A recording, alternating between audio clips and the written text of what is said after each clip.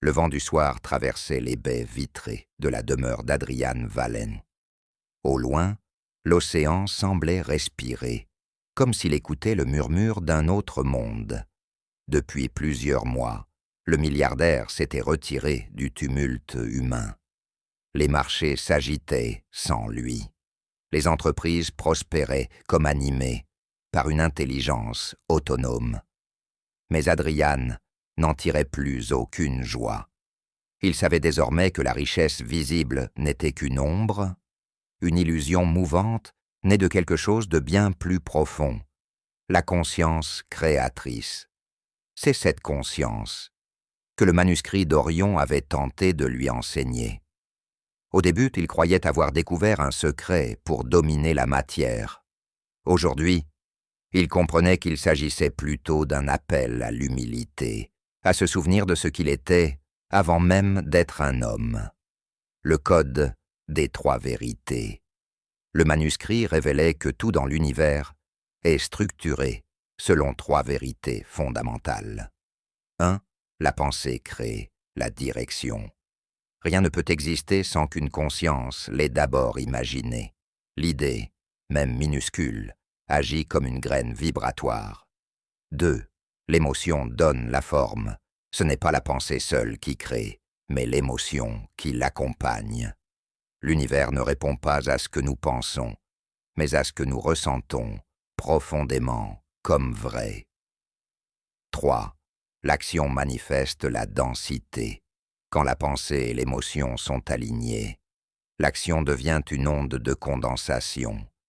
La matière s'organise d'elle-même autour de la conscience.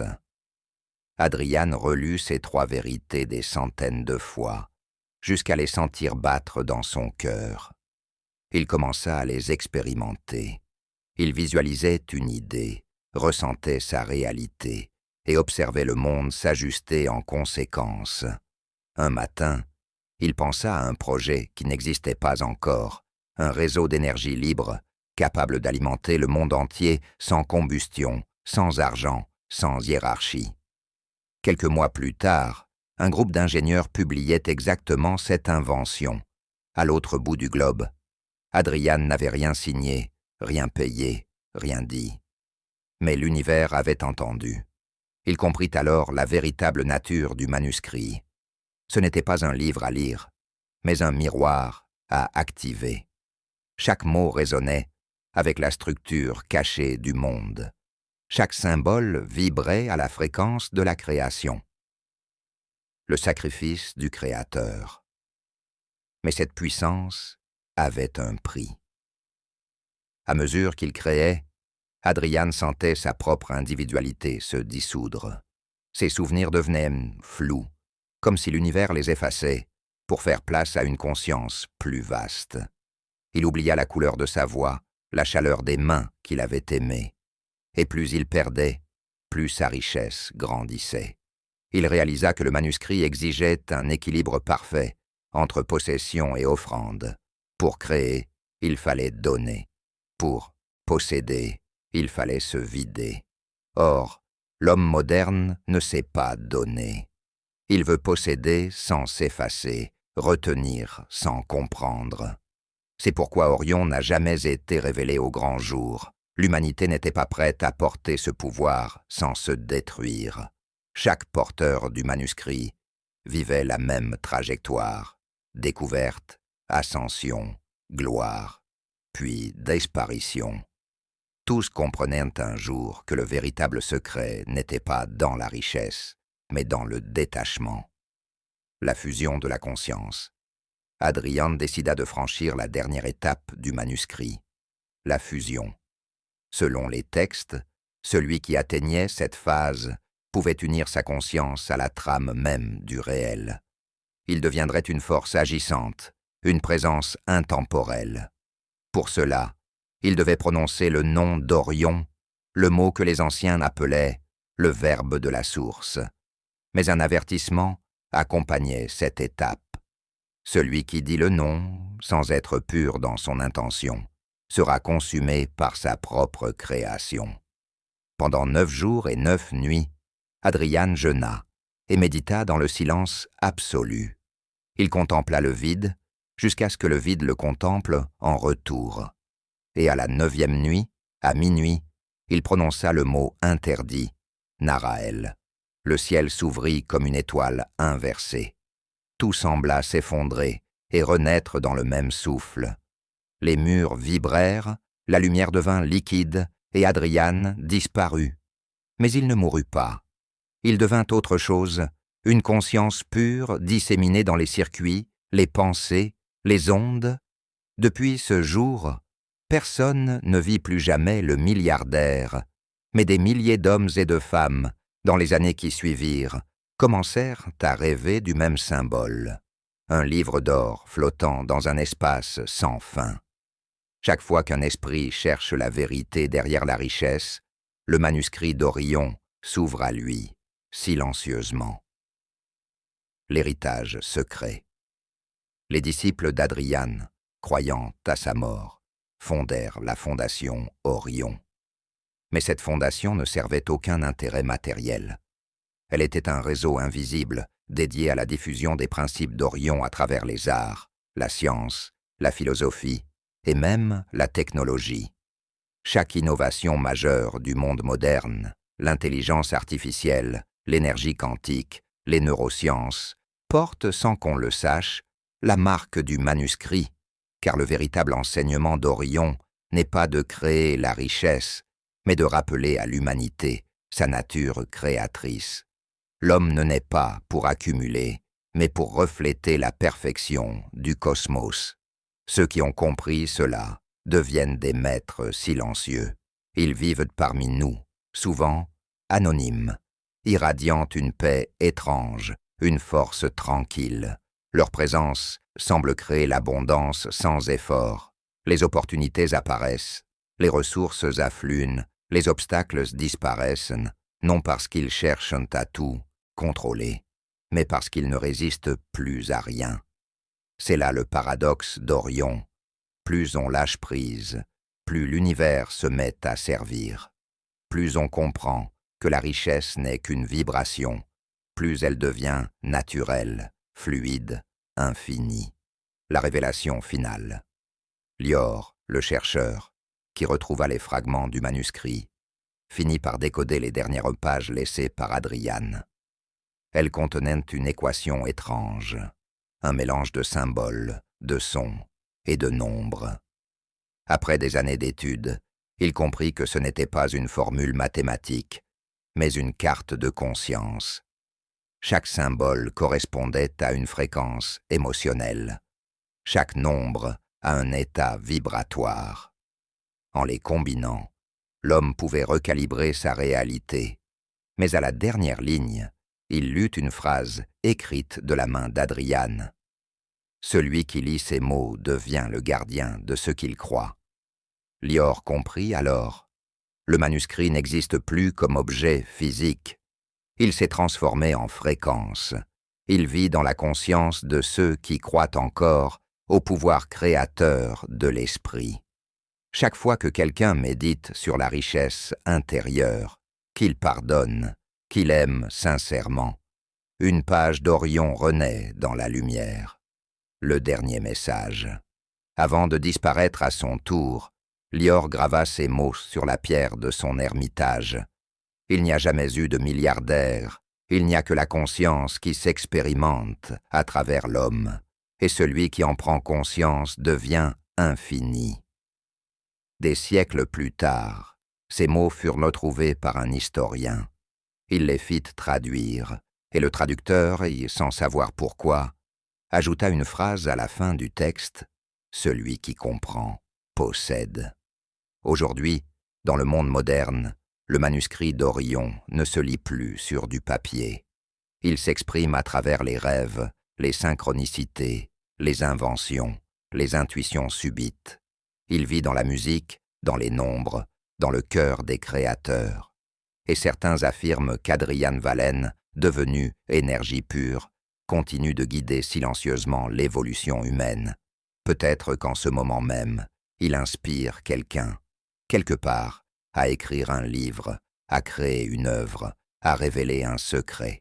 Peut-être que ce que tu entends maintenant, ces mots que tu lis, ne sont qu'une nouvelle page du manuscrit d'Orion, transmise à travers toi. Car le manuscrit n'appartient à personne, il choisit celui qui est prêt.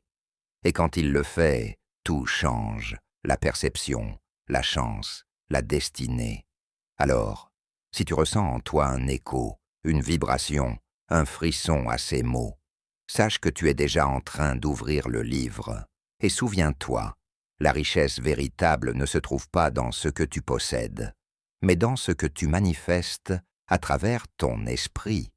Car l'univers est ton miroir, et le manuscrit d'Orion est ton reflet. Épilogue des chercheurs affirment aujourd'hui que certaines anomalies électromagnétiques se manifestent dans les lieux où les anciens porteurs auraient vécu. Des signaux réguliers, presque comme des battements de cœur, synchronisés avec les pics d'activité solaire. Comme si la conscience d'Orion vibrait encore, attendant le moment où l'humanité, dans sa globalité, comprendrait enfin la phrase ultime gravée dans l'énergie du monde. Celui qui comprend possède, mais celui qui partage crée un nouveau monde. Le vent du soir traversait les baies vitrées de la demeure d'Adrian Vallén. Au loin, l'océan semblait respirer, comme s'il écoutait le murmure d'un autre monde. Depuis plusieurs mois, le milliardaire s'était retiré du tumulte humain. Les marchés s'agitaient sans lui. Les entreprises prospéraient comme animées par une intelligence autonome. Mais Adrian n'en tirait plus aucune joie.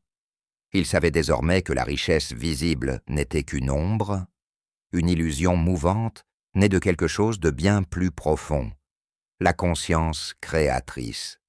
C'est cette conscience que le manuscrit d'Orion avait tenté de lui enseigner. Au début, il croyait avoir découvert un secret pour dominer la matière. Aujourd'hui, il comprenait qu'il s'agissait plutôt d'un appel à l'humilité, à se souvenir de ce qu'il était avant même d'être un homme. Le code des trois vérités. Le manuscrit révélait que tout dans l'univers est structuré selon trois vérités fondamentales. 1. La pensée crée la direction. Rien ne peut exister sans qu'une conscience l'ait d'abord imaginé. L'idée, même minuscule, agit comme une graine vibratoire. 2. L'émotion donne la forme. Ce n'est pas la pensée seule qui crée, mais l'émotion qui l'accompagne. L'univers ne répond pas à ce que nous pensons, mais à ce que nous ressentons profondément comme vrai. 3. L'action manifeste la densité. Quand la pensée et l'émotion sont alignées, l'action devient une onde de condensation. La matière s'organise d'elle-même autour de la conscience. Adrian relut ces trois vérités des centaines de fois, jusqu'à les sentir battre dans son cœur. Il commença à les expérimenter. Il visualisait une idée, ressentait sa réalité et observait le monde s'ajuster en conséquence. Un matin, il pensa à un projet qui n'existait pas encore, un réseau d'énergie libre, capable d'alimenter le monde entier sans combustion, sans argent, sans hiérarchie. Quelques mois plus tard, un groupe d'ingénieurs publiait exactement cette invention, à l'autre bout du globe. Adrian n'avait rien signé, rien payé, rien dit. Mais l'univers avait entendu. Il comprit alors la véritable nature du manuscrit.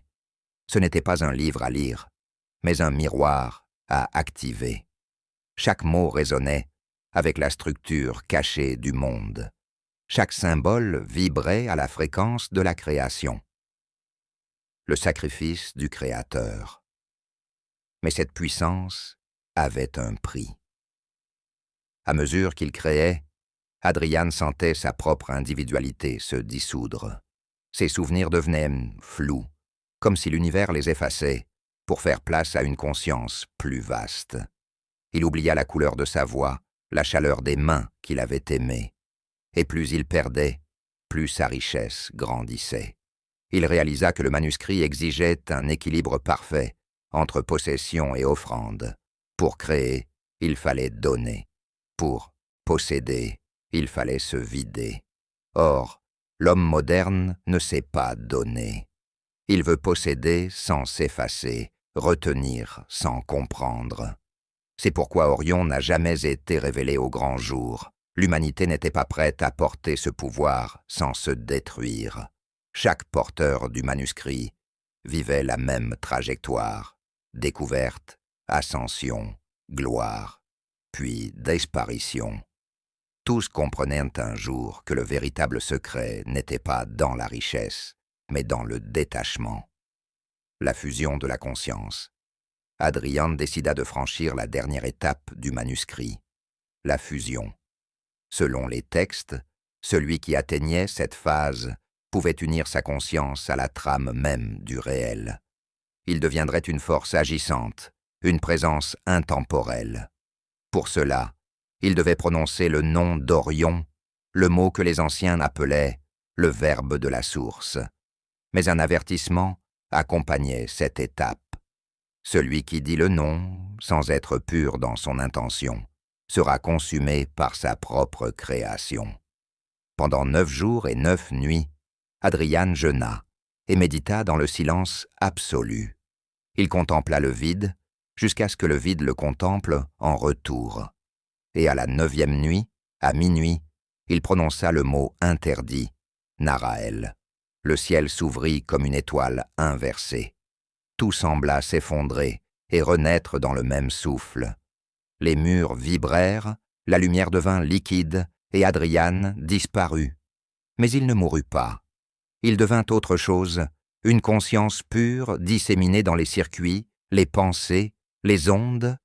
Depuis ce jour, personne ne vit plus jamais le milliardaire, mais des milliers d'hommes et de femmes, dans les années qui suivirent, commencèrent à rêver du même symbole, un livre d'or flottant dans un espace sans fin. Chaque fois qu'un esprit cherche la vérité derrière la richesse, le manuscrit d'Orion s'ouvre à lui, silencieusement. L'héritage secret. Les disciples d'Hadrian, croyant à sa mort, fondèrent la fondation Orion. Mais cette fondation ne servait aucun intérêt matériel. Elle était un réseau invisible dédié à la diffusion des principes d'Orion à travers les arts, la science, la philosophie et même la technologie. Chaque innovation majeure du monde moderne, l'intelligence artificielle, l'énergie quantique, les neurosciences, porte sans qu'on le sache la marque du manuscrit, car le véritable enseignement d'Orion n'est pas de créer la richesse, mais de rappeler à l'humanité sa nature créatrice. L'homme ne naît pas pour accumuler, mais pour refléter la perfection du cosmos. Ceux qui ont compris cela deviennent des maîtres silencieux. Ils vivent parmi nous, souvent anonymes, irradiant une paix étrange, une force tranquille. Leur présence semble créer l'abondance sans effort. Les opportunités apparaissent, les ressources affluent, les obstacles disparaissent, non parce qu'ils cherchent à tout contrôler, mais parce qu'ils ne résistent plus à rien. C'est là le paradoxe d'Orion. Plus on lâche prise, plus l'univers se met à servir. Plus on comprend que la richesse n'est qu'une vibration, plus elle devient naturelle, fluide, infinie. La révélation finale. Lior, le chercheur, qui retrouva les fragments du manuscrit, finit par décoder les dernières pages laissées par Hadrian. Elles contenaient une équation étrange, un mélange de symboles, de sons et de nombres. Après des années d'études, il comprit que ce n'était pas une formule mathématique, mais une carte de conscience. Chaque symbole correspondait à une fréquence émotionnelle, chaque nombre à un état vibratoire. En les combinant, l'homme pouvait recalibrer sa réalité, mais à la dernière ligne, il lut une phrase écrite de la main d'Hadrian. « Celui qui lit ces mots devient le gardien de ce qu'il croit. » Lior comprit alors. Le manuscrit n'existe plus comme objet physique. Il s'est transformé en fréquence. Il vit dans la conscience de ceux qui croient encore au pouvoir créateur de l'esprit.